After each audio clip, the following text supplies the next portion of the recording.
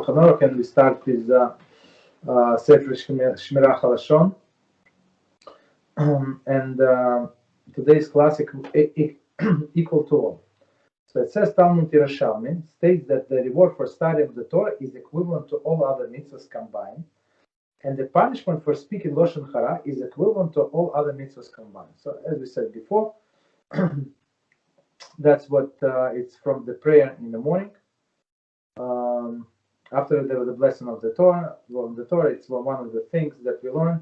So we learn from Chumash, we learn from Talmud, and we learn from Mishnah, some things, right? After the blessing in Torah in the morning. And this is piece that we learn that studying of the Torah is equivalent to all of the mitzvahs, and Lashon Hara is equivalent to all of the sins combined.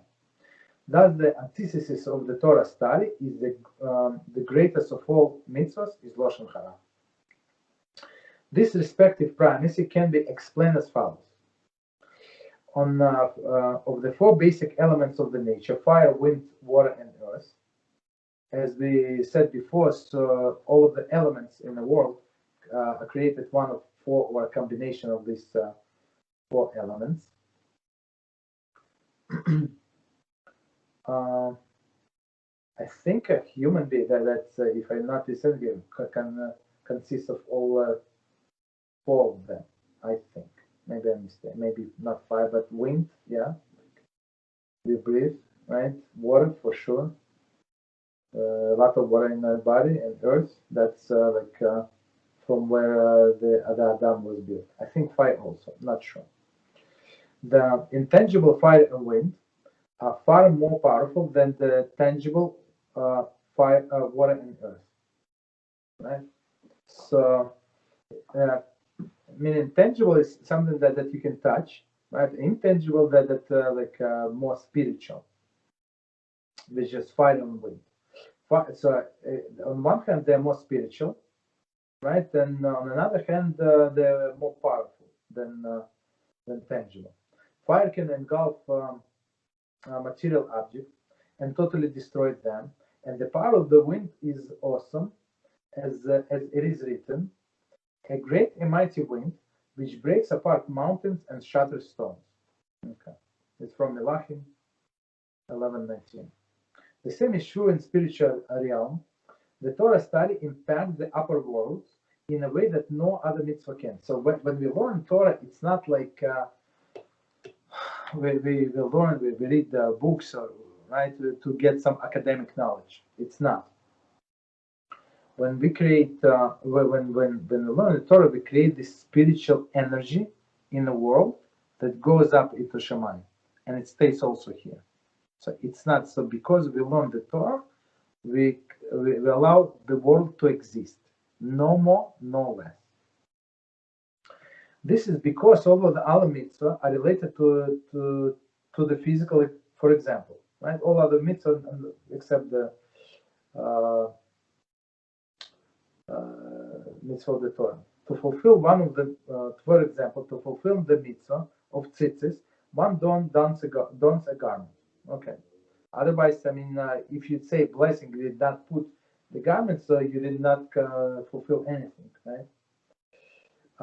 A material object, meaning the tzitzis. A lulav is held a physical act. Right, on Sukkot we take lulav and esrog. A shofar must be blown, also physical act, etc. Torah study, however, is performed through the power of speech, which essentially is a function of the soul. Right, and we said that Targum translate and man becomes living being.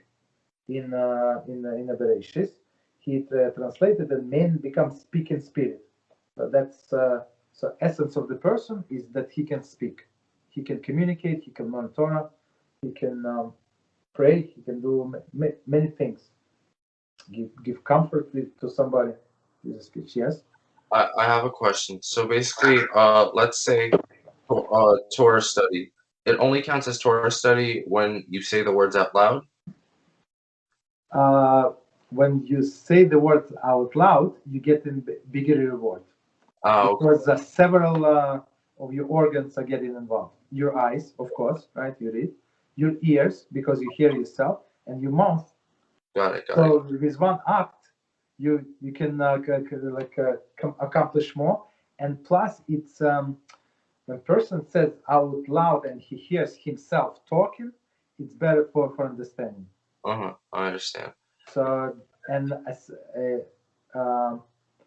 especially for prayer, so you have to say out loud. At least for you for yourself to hear. Of course, you cannot bother other people to say very loud, but quietly. So, but you must hear yourself talking. And many people do have this mistake, make this mistake. So don't look at them as the Rabbi Reuben always say. We don't learn from what people do. We learn from books. That's people do many things, but Baruch Hashem. This is what the reward of the Torah study is equivalent to all other mitzvahs combined. Okay, because it's function of the soul. Continue. The converse is true of sin. The spiritual damage caused by Lashon Hara is infinitely greater than caused by other transgressions, because it is committed through the power of speech. So same power of speech, right? When you, as we said, you can be one of the partners in creation of Hashem, meaning every day that helping to. It's not like he needs help, but his part be his partner in creation of the world every day. By what? By learning Torah. And on one hand, a person can say, I am a partner of Hashem, Hashem needs partners. That's exactly the truth. That's how he created Torah, and he did not finish it. He left something to our rabbi's interpretation, depending on time, depending on circumstances. And why? Because he wants them to be not a robots, but he wants them to Torah to be alive. Right? We have but maybe a good example would be like a Lego. So you have all of these pieces, they're true, and you just put them together. But in order to put them together, you need to have full picture of the Torah. So only great rabbis can put these pieces together and say this is what Hashem meant. We on our level cannot do that. Baruch Hashem. On another hand, I say, Baruch Hashem, I don't want this responsibility. Okay. Its effect, okay, so it says speech, powerful speech. Its effect in the upper spheres is awesome in our Lashon Hara. Therefore, its punishment is equivalent to all of other sins combined.